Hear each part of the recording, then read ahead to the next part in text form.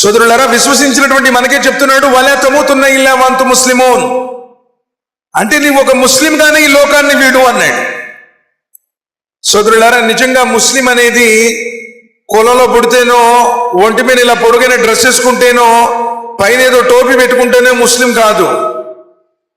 ప్రవక్తల కొడుకులు, ప్రవక్తల భార్యలు, ప్రవక్తల బంధువులు, ప్రవక్తలతో తిరిగిన వారు, ప్రవక్తల్ని చూసినటువంటి వారికి కూడా హిదాయత్ లభించలేదు, ముస్లిం కాలేదు.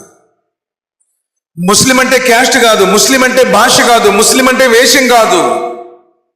గుండె గుడిలోంచి నిజంగా నన్ను పుట్టించినటువంటి ఆ సర్వోన్నతుడైనటువంటి సృష్టికర్త ఒక్కడే.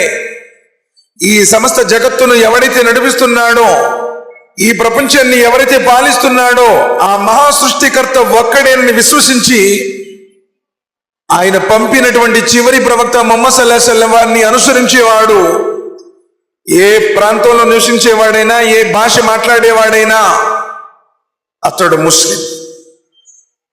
మన నిజమే చూడండి, 950 సంవత్సరాలు నూహ్ అలైహిస్సలాం వారు అల్లాహ్ గురించి చెబితే కన్న కుమారుడు ముస్లిం కాలేదు, కట్టుకున్న భార్య ముస్లిం కాలేదు. ఖురాన్ చెప్తుంది.